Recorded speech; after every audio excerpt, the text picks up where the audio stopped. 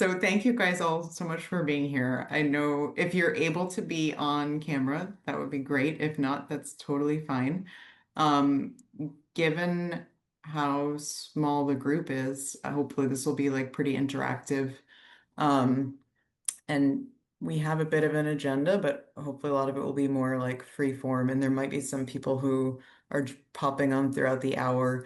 It's always hard to find a time that works for all time zones. So there may be people more towards the West Coast who are still finishing up their afternoons and might join later in the hour.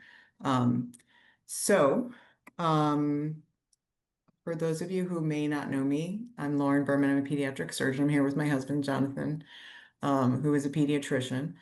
And we met in med school, so he's been here with me for the whole journey. 9 years of training and now 12 years in practice. Um, so I want to really start things off. First of all, if you're able to change your name, uh, rename yourself just so you say what your role is, whether you're a surgeon or a surgeon support person, that would be great. And then just to kind of orient everyone to the session, um, really what this is about is trying to find a community for people who have to deal with living with or supporting or being a loved one of a pediatric surgeon and all the stresses that come with that. And I'm so grateful to Joanne, who is Steve Stilianos' wife, and to Jeff Rogers, who's here. He's Allie Linden's husband. Allie's a surgeon at CHOA. And to my husband, who all sort of volunteered to be here and share their experiences. And then to Karen, sorry, Karen Ishitani, Mike Ishitani's wife, is here as well.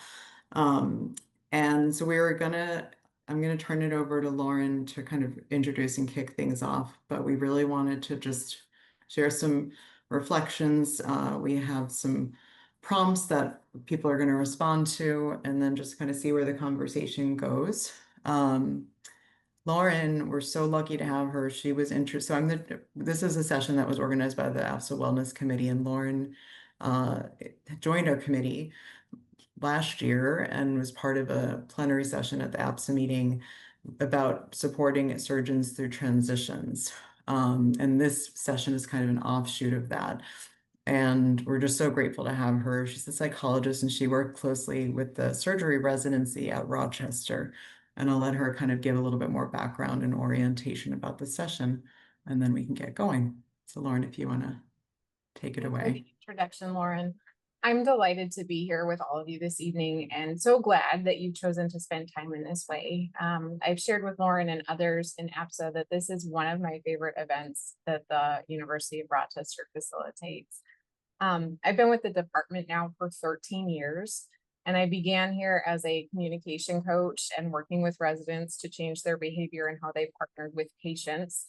And very early on, I started thinking about the intersection of their professionalism and well-being at a time where really our focus on well-being was more at the individual level rather than thinking about institutional culture or the ways by which systems and environment influences the learner. And after a series of department events, started thinking we really needed to do something to better understand the communities, the supports that our learners brought with them.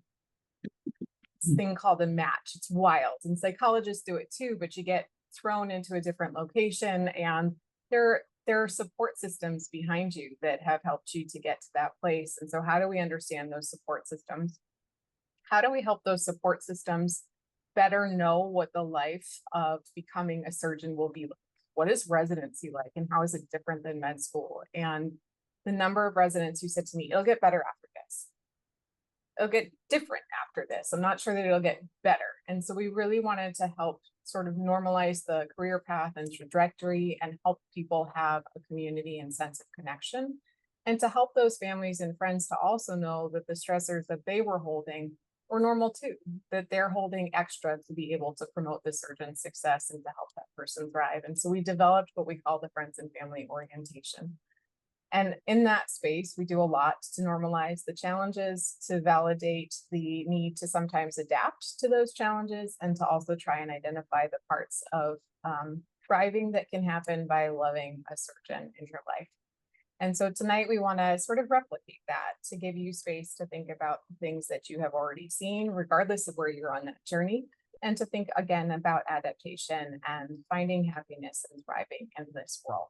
So with that, I'm going to hand it off to the people who have generously volunteered to help us tonight, and who are willing to share their stories. I will also add that if you have not volunteered to do that, but if you have thoughts or questions, please feel free to unmute yourself or throw things into the chat, and we'll be watching that and try to pull you in. I will ask Jonathan just to kick us off to introduce himself, and then we'll hand it on to the panelists.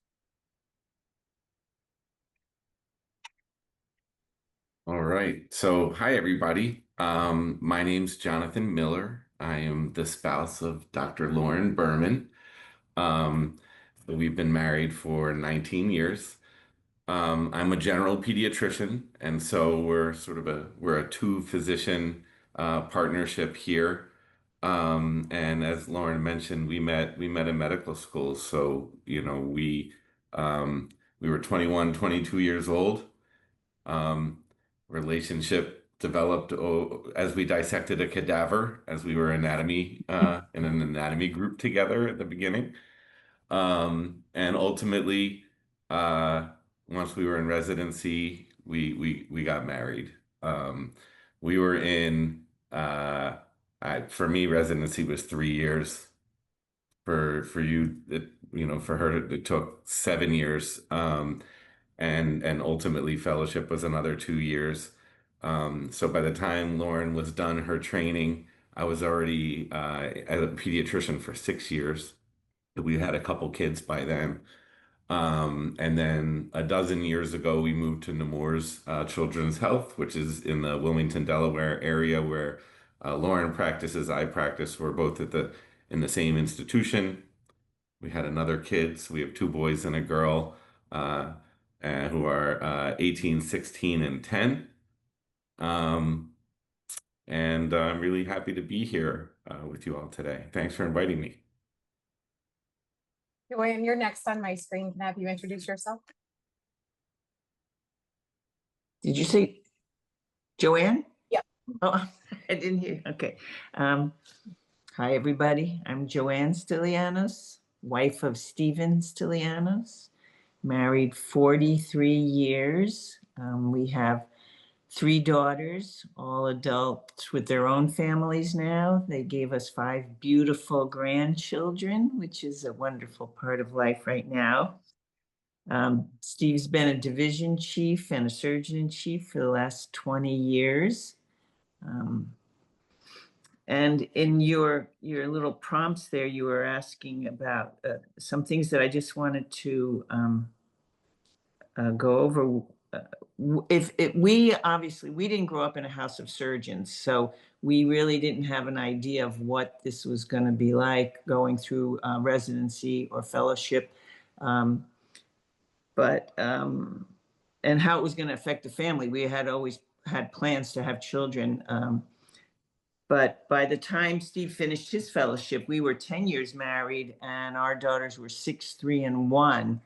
And we thought we handled the challenges of residency and fellowship. We thought we got through that okay, but it was still a mystery to us of what was going to happen as an attending. So I even remember when Steve remembers this actually better than I do, but he'd come home and it would a stressful day with the 3 girls, and I'd be saying to him, are you ever going to be part of this family? Are you going to ever know where everything is, what the kids' schedules are, or anything? And he would always assure me, yes, there's a light at the end of the tunnel. Everything's going to be fine. It's going to get better, which it did. It got better, but there was some challenges as an attending that we tried to get through. And I think one of the main things was that we made sure we really, when you pick the right partner, that's very important, and that we both had the same vision of what we wanted for our family, how we were going to be for each other, how we were going to raise our kids. So we were on the same page with that. And, but there was always challenges. And one challenge I can quickly tell you about was that, three daughters, one was already in college. We had two in high school, and Steve was interested in taking a leadership position in Miami. And we were going to be moving, if we all decided, which we did as a group, as a family, as a unit, we decided to move from New Jersey to Miami while two girls in high school. So that was a little bit tough on the girls, but they agreed to go with us, that we all went together, not staying half of us behind to let one kid get through high school, things like that. We ended up together in Miami, and it turned out to be a wonderful move for Steve and for the girls. They ended up making friends that they have forever, been to all the weddings all across the country, that they met in Miami. It was a wonderful experience. And maybe I'm going too much right now, but I appreciate it because you've already highlighted so many things that we want these conversations to generate. And I think part of it is just this reflection of the path for the whole family, right? Right. The impact on your kids. And I know others of you are nodding your heads and smiling through this, that they've had similar experiences. And then some of you might not yet be there in your family life, but thinking about what are the implications. I am going to ask you to pause and we'll introduce Jeff and Karen, but we're hitting all the themes that we want to get to. So we're going to come back to them. Karen, thank you. Jeff, I see you unmuted, so I'm going to hand it off to you. Perfect. Jeff Rogers, my wife is Allison Linden. We're in Atlanta right now. We've moved around from the wonderful match process. Learned that it's a Nobel Peace Prize winning algorithm in my years as a spouse. Did not know that before I met Ali. But props to that person for making many people's lives interesting. I don't know. Yeah, I have many thoughts, but I've met Ali fourth year med school, so she did a little longer road, 11 years of training before we got to attending. So 9 of them without a kid, and then two with the kid. So have a little younger perspective, and I don't know. I was trying to think about it, and maybe other people can think, but like it's going through residency, fellowship. It's kind of like a kid. You don't forget when having a kid. You're like, oh, it wasn't that bad. It's you don't remember when how many nights you were awake or whatever. But you're like, man, I felt like I shouldn't remember more, and maybe it was the combo of having a kid and going through fellowship or that. But yeah, I think there's a lot that this group can probably share and help. And yeah, thank you very much for doing this. Such a great analogy, and you got a lot of laughter out of that one. I also appreciate the idea of a Nobel Prize for the match. It's a good one. The person literally won the Nobel Peace Prize or Nobel Prize in economics for the algorithm that the match uses. Okay, well, we've learned something new because of you. I went deep. I went really deep. I didn't get there. I'm a real estate professional, real estate investment professional. Have been fortunate to be able to move around with my job. I've had different jobs during it, but for the past 7 years have been the same. So yeah, I went down the financial aspect of algorithms and understanding that you can be number 2 on everyone's list and still not match. So that's what I learned. Well, you taught us something new about that, so thank you. Last but not least, we'll have Karen introduce herself. Hi, I'm Karen, Mike Ishitani's wife, and we've had the good fortune of being married through this whole process for 37 years. Bounced around the country with all his training. I don't know who to blame more of the stress on transplant surgery or pediatric surgery, but they're almost even. They're pretty high on the list of stress professions, I'm sure. And we had 2 kids. We met during his 4th year of general surgery residency, or 3rd year, and then went on to ped surgery in LA, back to Virginia for transplant. Had the kids about then while I was in grad school. Mike was in Saudi Arabia for a few years, building a transplant program with the University of Virginia. So lots of different experiences along the way. And yeah, it's been fun. I took 20 years off after getting my graduate degree, nurse practitioner route,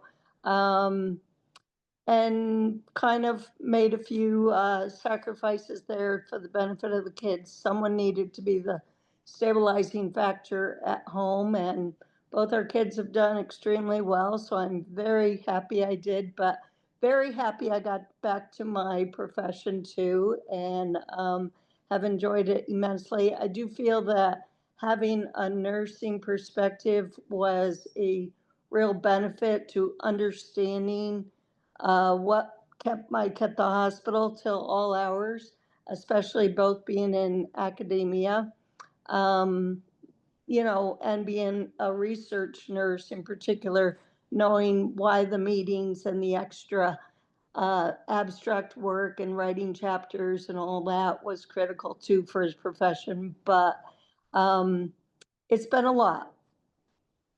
I'll leave it at that. A good It's been summary statement. full throttle for however many years. I've lost track. I like the summary of it's a lot. I just want to highlight for those of you who have just joined us a little bit later, the folks who are speaking have volunteered to share some of their reflections and their experiences of supporting a pediatric surgeon. If you have not put in your role next to your name, who you are in relationship to a surgeon, please feel free to add that now and dive in with questions or comments as you feel comfortable, whether that's in the chat or in real time. You've already begun to highlight some of the common stressors and named other things that are parallel, that are happening in other aspects of life while somebody is going through this process, right? And I really appreciate that we've sort of done that in a lifespan kind of way to name that there are babies and sleepless nights, all the way to decisions of high schoolers saying, yes, I commit to moving to Miami because I hear it's important to dad and it'll be good for all of us. But what are the other common stressors of training that came about, and how did they impact your family as you think about it? And Jonathan, maybe I can hand it back to you. Yeah, so, well, I probably could give like an hour-long talk on the stressors related to being the spouse of a surgeon. Um, but to start with one, I think one of the things that I wasn't completely prepared for as the spouse of a surgeon, like I feel like as a medical person, like I knew some of what I was in for, right? Like I knew we were gonna not see you for a lot of training, and there was gonna be call nights, and I was gonna have to be the one dropping the kids off, and there was gonna be a Mother's Day in the future where I bring the kids to a Mother's Day celebration, and you're the one who's not there. Um, so those things happen. I think what I wasn't really prepared for was the impact that some of the things that happen at work can have on our ability to function and be our best selves at home, and vice versa, right? When things are troublesome at home, sometimes, we that impacts our ability to be our best selves at work. Um, and so, an example is that Lauren had a bad outcome with one of her patients who died during surgery, which I understand is crushing, for everybody involved, including the surgeon. And that had a dramatic impact on her in ways that I don't think either of us would have maybe predicted ahead of time. And that lasted for a while. I think, Lauren was maybe a little more distant at home, um, immerse herself in work a little bit more, maybe a little more agitated or irritable with me or even with the kids, um, and more emotional, and that lasted for a while, and ultimately, I had to bring it to your attention. I think something's going on. And that ultimately, I think, led to Lauren trying to find ways to help herself through that process. Um, so that was an example of troubles at work leading to troubles at home. And the troubles weren't home troubles, like I remember feeling like, what's wrong? Like, what did I do? What's wrong with our relationship? And it wasn't that really, it was really work. And that was impacting us at home. And so, you know, I think for spouses and for family members to be aware of that, and so when you see your the surgeon partner not being themselves, don't necessarily take it personally. Maybe explore that, see if there's something happening at work that could be impacting them subconsciously, and sort of bring that to consciousness, because then that's sort of the first step to trying to figure it out. I Really, I echo that. I mean, there's definitely, and it's not just like, oh, a death, right? I mean, I think there's varying aspects. A case goes wrong that shouldn't have gone wrong or whatever, and it's hanging, right? And it's interesting to hear you say that, Jonathan, call it, you're in the medical field and may have a better perspective than I do, right? I mean, if my day goes wrong, is it something that went wrong in an Excel spreadsheet? Let's be honest, right? And that what stress is relative too, right? And has given me a perspective. And maybe some people I work with don't enjoy me when I go, that's not an emergency, or that's not really that challenging. But even if you are at home with your family and that's your day, and it's there's stresses in your day, right? And but just understanding and how I still don't grasp it, right? Of like being in the OR and someone leaving us, right? And so how, I, as much as I can, as you say, you understand it, there's still not that true understanding of it at the same time. you're both highlighting this issue too of how you see your loved one. And that you are able to see them differently than the team around them, or that have a different capacity to call out. I'm thinking about your story, Jonathan, and thinking how many other stressful moments had you seen in Lauren's career up until that point and weren't faced by it as a couple, as a family. And so you naming it became critically important because the team at the hospital doesn't know that. They just see Lauren leaning in and doing more and everything must be fine. And so you as support systems really become key to being able to name that, to being able to help somebody see themselves clearly and get back to where they were before, or figure out a way around the event that has happened. And Jeff, I think it's also great, right? Like context matters, and what is a true emergency? And your people at work probably don't like that, but you're right, and it's important. I don't know if Joanne or Karen, you have additional thoughts about any of the themes that we've just talked about, or any other stressors that you might want to add, regardless of where in that career span they happen. Well, I mean, I've retired, but the last few years have been stressful simply because, I mean, Father Time is undefeated and untied. And when you're in your 60s and you're still taking every third night call, level 1 trauma, ED, NICU, blah, blah, blah, blah, blah, you just don't bounce back as quick. And if you have a bad outcome, and every single surgeon out there, Lauren's should not feel bad, because all of us, it happens. We're not freaking perfect. And the institutions, I mean, pediatric surgery doesn't make shit tons of money. And the corporation believes in making money.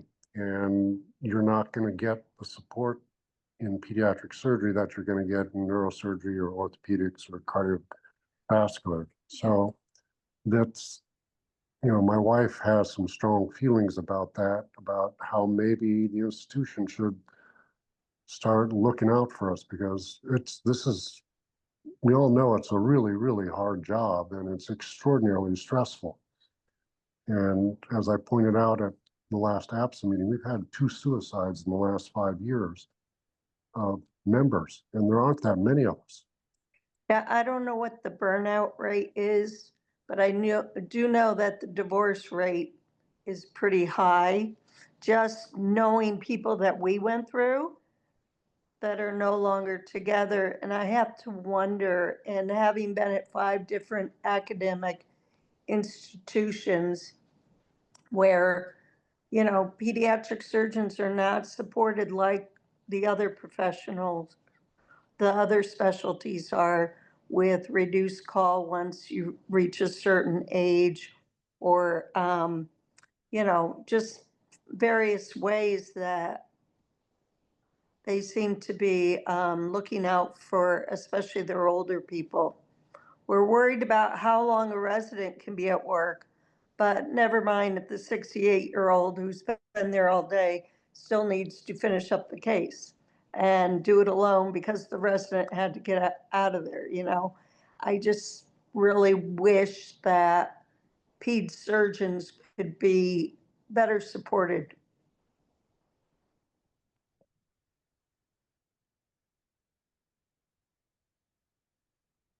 You have raised a really important point around the larger global suffering that happens. And I think, Joanne, you made a comment earlier that Steve remembers this aspect of life more clearly than you do, of coming home and you saying, are you ever going to be a part of this, right?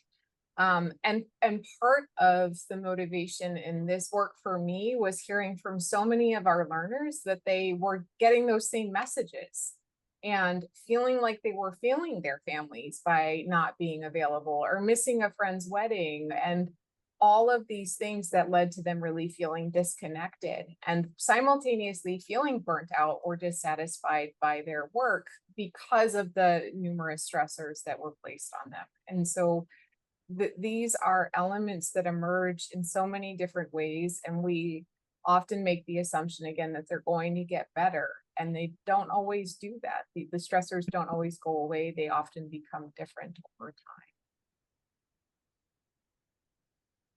I want to switch gears just a little bit here to ask you all to help us understand how you've adapted in response to those stressors, because importantly, you have all named 20+ year relationships. Jeff, I'm not sure that you're at the 20-year mark, but you're pretty darn close from what you just Pretty described. close, I think. Yeah. Not so- quite. Maybe I should be counting. Maybe I should know that better. we won't report offline. But tell us a little bit about how you've adapted. Jonathan, you shared like the expectation that Mother's Day was going to be in passing at the hospital, but what are the strategies that y'all have come up with? Well,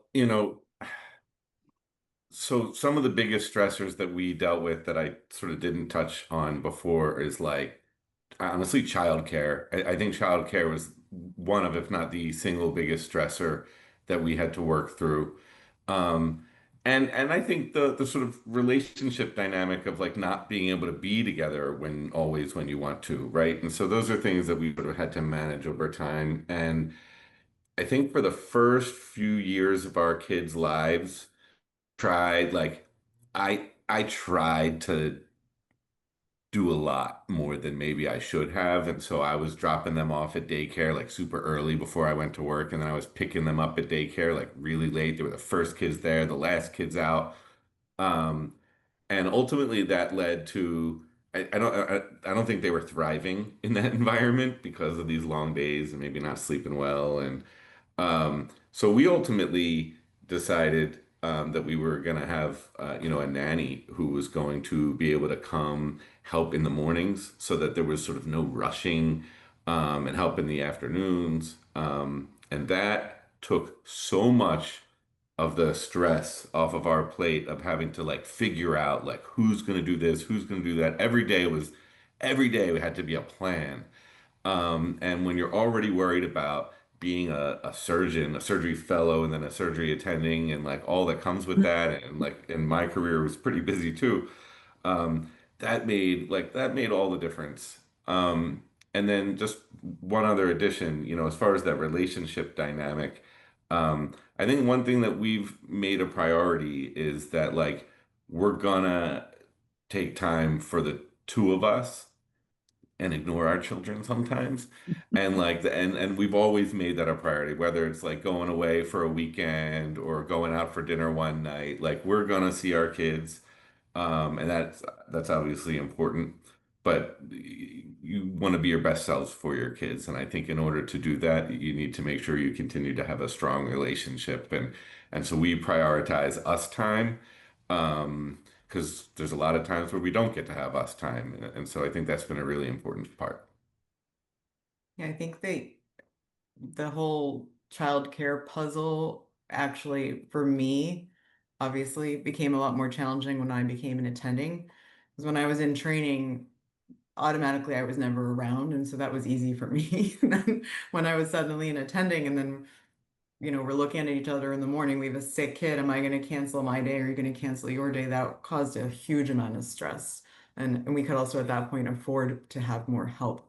But I think it's hard when you're in training to be able to afford having a nanny and have daycare wasn't really even an option so much. So, but I didn't realize like how much he had been doing the whole lives of our children That's true. until I was actually like around a little bit more after finishing my training, and I was like, wow. But I think that for some of you younger folks on the call, I think that's one of those hard transitions. You think everything's going to be so much easier, and then there's like you just replace one set of challenges with another one. And now this is your life, right? When you're in training, you can be like, all right, I got 5 more years, 4 more years, 2 more years. But now it's like, okay, this is forever. How can I make this more manageable? And I think just getting as much help as you possibly can, it makes a huge difference. Yeah, I agree with that. When we were in training and Steve was a big young attending, that we didn't have the money. I opted to stay home. I was an ultrasound technician and I could always work part-time just to get out in the world and talk to other adults. But I was in charge of childcare. But we have a daughter now who's in training. She's a general surgery resident and has plans to become a pediatric surgeon. She's the baby of the three. Her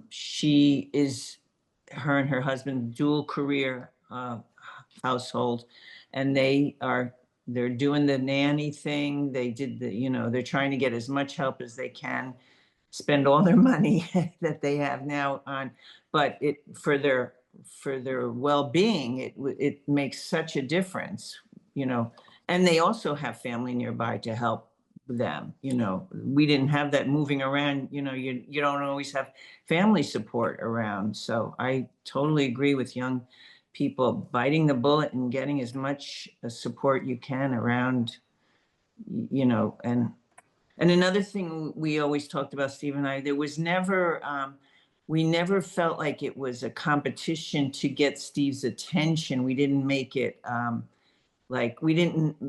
the kids just thought this was normal life. This is daddy's not here tonight. That's just normal. We just made it, it didn't act like a big deal to, if he's distracted at work, we just tried to understand and help him. And when we needed his attention, a little nudge to let him know that we need some attention rather than an ultimatum seemed to work for us also. We just tried not to make him feel that the burden was all on him. And I loved your sentence just now. This is normal life. It was for us. Yeah. Yeah. Yeah, I have a colleague who talks about how she would wake her kids up early on their birthdays because dad would have to get to surgery. And what's the difference between a muffin with a candle and a cupcake? Right? And so you adapt and you find ways because it is normal life and your kids are going to be resilient and regroup That's and right. and find their way through it with you. I Mhm. see you've got your hand up, Steve. Can I hand it over to you? Well, I always tell the residents that the most important match is the person you go through life with, because devoting your career to medicine without a support structure would be impossible. And I guess you guys can tell by tonight that I went to work with a clear head every day for 30 years because I knew I had a partner who supported me, and I knew that my girls were being raised right. And it was, I can't even put any kind of value on that. It was just absolutely unbelievable. The one thing I want to say, and this really is so fantastic, this should be a dress rehearsal for something at APSA, by the way. But if I had a room full of young people, one warning that I would give the surgeons, not the spouses, is that there is, and Jonathan mentioned it, there's gonna be, and Mike mentioned it, there's gonna be a day when you go home and you're absolutely devastated. And life goes on. Somebody might need a decision, or the girls or whatever. And I would really strongly suggest or emphasize, not that anybody on this call would do it, is not for the surgeon not to weaponize the nobility and the importance of what we do at work. Everybody gets that. They don't need to be reminded of that, and I think I tried as hard as I could my entire career never to lash back at my family needing me. That was an honor. That was a privilege. But it's really hard sometimes. It's really, really hard. And as Joanne said, she knew just how to give me a nudge to pay attention, not to slap me across the head and concuss me. Thanks, Joe. Mm. I guess the It's only- so important because you've got those connections, right? And the capacity to have it be that gentle touch. And how significant that is. And if for those of you who are here are the surgeon themselves and aren't partnered, there are other people in your life who give you that gentle touch. And how do you maintain that connection so that they can continue to do that and be that system around you? I'm conscious of the fact that I started talking when somebody else did, but I honestly don't know who it was. So I don't know if it was Joanne or Jeff. I think I might have just started, but the only other things I would have to add is sort of I never thought of a vacation or planning my schedule 6 months in advance before, Ali, and yes, that's part where you are in life, but also, but that goes just to, in general, thinking about scheduling, which goes back to Jonathan and Lauren, and just scheduling, and is it childcare, or even if, listen, pre-kids, is it knowing that this is the day that, Allie's not on call or not, right? And you know what, there is a freedom about when you're young, no kids, there's you have plenty of time, like you can go do stuff and have your own individuality, but then you make that time, right? You want to be with that person as much as it is. And so as much as, I guess, scheduling, right, and being, looking at a calendar is also being that last minute of, yeah, I'm on call, I'm at the hospital, there's a case that's ahead of me, can go bring lunch, right? Or it's that, like, swing over for 20 minutes so my daughter can see her, or it's those little things that just break up, the monotony or the toughness, I guess, of, a long call day or something. And so I think it's those little spontaneity of doing things that are important too. as much as the planned time to spend together is making the most of those little times too. The last few comments that have been made reflect some of the joys and the goodness. That there's flexibility and spontaneity in ways that maybe other people don't learn to have or don't need to have. That there's gratitude in this from the people that you are supporting. I wonder if each of you could highlight maybe one good thing, one joy, one positive aspect of being the loved one of a surgeon. Yeah. So, you know, as I've been reflecting on this talk, as we're talking about the struggles of being a spouse, it was like really important to me that we sort of also talk about the other side, because at least for me, and I'm sure it's not the same for everybody, but the net of being the spouse of a surgeon is net positive for me.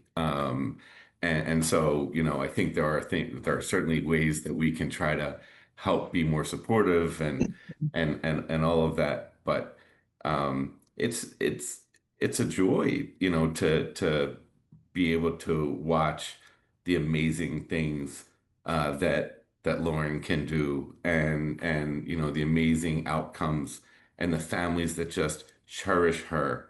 Um, and you know, I consider her successes my successes, and my successes her successes, right? And so I take personal pride in her successes, and so, and there's a lot of them. And you know, and so I think it makes it worth it. I mean, that's why you chose this career. And so, you know, I think it's important as the spouse to take personal pride in those things, you know, and to get the positives out of it as well, because it can be really easy to dwell and focus on all the negatives that come with, you know, being a surgeon. But there's so much good in it, and I think that it's important as a spouse to remember that too. Well said. No, I mean, I think, yeah, the perspective, and I think I sort of echo Jonathan, having Allie as a spouse, and that the perspective, and maybe having a surgeon as a spouse, right? Gives you perspective and I think makes me a better person in how I look at things, and maybe not as closed-minded or what's truly important. And so I think just that piece is what I also sort of take away as the positive from it. I agree with that also. Being part of being there in the beginning and learning, just being exposed to how much it means, what it takes to be a pediatric surgeon. And I have so much respect for the field, and learning how, someone said it earlier, normal everyday problems feel so horrible when you're home, but then when you hear things that the surgeon has done during the day, and you say, what am I worried about? You know, I just really appreciate what Steve's done over the years, all the pediatric surgeons. It's just a field I'm honored to be part of it, to be in the background, and to see him grow over the years. And also, I think another thing to take away from this is that we really appreciate our time together after, you know, when you're apart from each other for so much of this, when you're back together, you appreciate any little, you know, positive thing in your kid's life, in your own life. It just seems like it's magnified when it just, you know, it doesn't happen as often, maybe in other families. They may take it for granted, but I think we appreciate our lives much more being part of this. I would ditto everything you just said also. And I've had the added joy of going back to work at the same institution that Mike was at. So I get the extra joy of hearing about wonderful Dr. Shitani and what he just did in the OR, and you know, it really is an amazing career. And I also agree with the point that, well, like I said, I'm a nurse and I know what it takes. I was with him through training, and it is important to have a real good understanding of what it's going to entail to support this really demanding profession and enjoy it. And I would have to say that, you know, he was right there partnering with raising the kids. We were on the same page, and he made every effort to be there, known to drive 4 hours for a 2-minute figure skating competition and get right back in the car and drive 4 hours back to make his call schedule. You know, always there. And like you also said, never taking it for granted. So you enjoy it that much more, and your kids come to respect it also and want to be similar with their professions and the way that they probably raise their kids. Great role models. That was not scripted, by the way.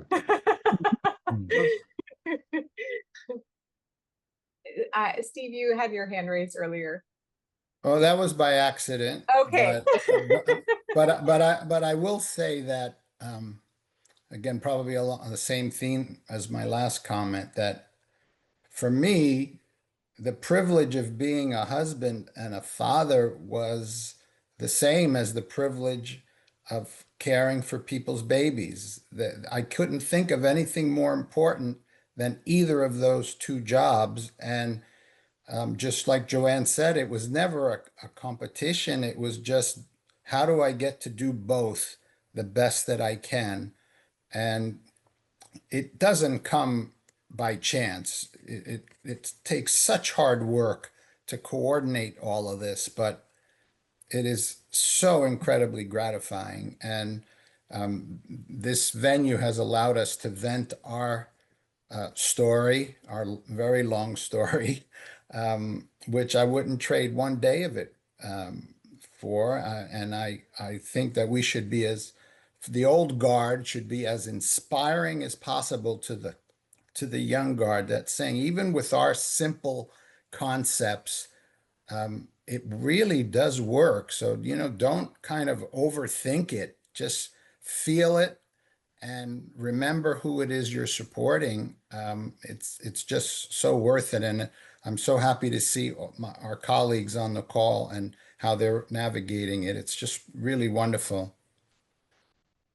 You've highlighted such an important point, right? This is really hard work, and it's hard work not just for the surgeons here, but for the teams that surround them, be those the professional teams or their personal ones. And so I want to thank all of you, because I think it takes a great deal of vulnerability for the family members to express their experiences and the surgeons to hear what it's been like to hold that and support you through it. So thank you to each of you for what you've shared tonight, for the conversation that you've allowed us to have together. I want to hand it back to Lauren to share some resources with you all and conclude. I just actually pop in real quickly. I mean, I think both Lauren and Lauren, it's really cool how you guys did this. And honestly, you know, I think about it from like a business perspective, and one thing we always say, and we're looking for new team members or something, is listen, you're here, yes, you spend more time with your family, but you know, at the job, right? And I see people I work with more than I you know, see my wife or you know, kid because she's at school or whatever. But having those people be happy and things, and be able to go back home and be happy, and or you know, be the person you want to be happy, you know, put it that way. But I think it actually would be pretty interesting to continue this, is like, how can, you know, make surgeons, someone made a comment about there's been so much divorce, or like, you know, the stress, right? And I think the four of us commented on, you know, having a strong second person there to make it through really makes a difference. And clearly, you know, when all of us were in our 20s, when had no idea what it meant to be a spouse to support it. I think it would be interesting to continue, to APSA to do. Listen, if APSA has a great spot in Southern California or Florida, I think the spouses would all be happy to pay for a ticket and do it every other year. But no, but in reality, like, I think it is like a cool thing, and not only would help the profession for surgeons, but also help families and things to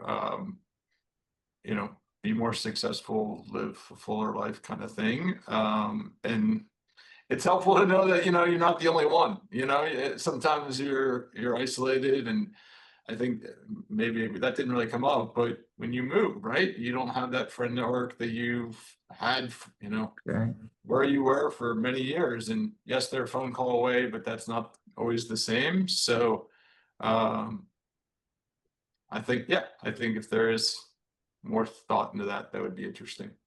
So, but thank you for putting it together. Thank you so much. That's like a really perfect segue. And Lauren, thank you for your amazing perceptiveness and facilitation. And we're just so lucky to have you and that we found you. And you're going to be a permanent member of the wellness committee, so I hope you don't mind. But Jeff, what you were getting at is exactly what I was going to sort of say in closing. Lauren's purpose in doing this at the level of the incoming surgery intern class is to help build community for those family members. Just like you just mentioned, they've all just moved to a new place, or some of them have. And we would love to build a community in this group. And this is just the beginning of what we hope will be some kind of recurring theme.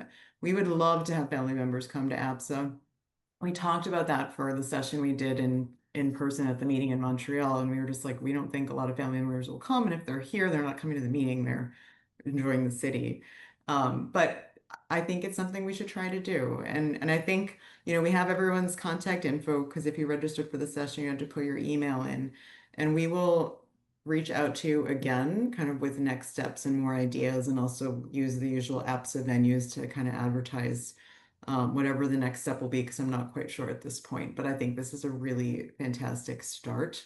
And I just so appreciate everybody joining us tonight, and being vulnerable and sharing your stories. And I meant to do this earlier, but if those of you who are joined but weren't like one of the panelists, if you had a comment in the chat, or if you wanted to say anything briefly as we're finishing up, please feel free just to raise your hand or something. We really would love everyone to participate. I think especially having a recent grad perspective, since Allie is not quite recent anymore, even though it feels like she just finished fellowship yesterday. And the last thing I wanted to mention, and I'll send this out by email, Jonathan mentioned when I really kind of hit a low after a pretty catastrophic outcome, and didn't even realize how it was affecting me until he told me, like, you are not okay, you are not yourself, because we're also used to just like putting on a strong front and being okay even when we're not. And that's really what eventually led me to build this peer support program that is available through APSA. Because I think what we have to realize is that, Jonathan is a wonderful life partner, but he doesn't know what it feels like to lose someone on the table. So he couldn't give me the support I needed in that moment. So the idea behind the peer support program is we've trained surgeons to support each other after these types of events. And there's an online portal that you can put in a referral. Thanks, Marina. She just put it in the chat. This is publicly available. You don't have to sign in as an APSA member, and any of you are absolutely allowed to and should feel empowered to refer any surgeon.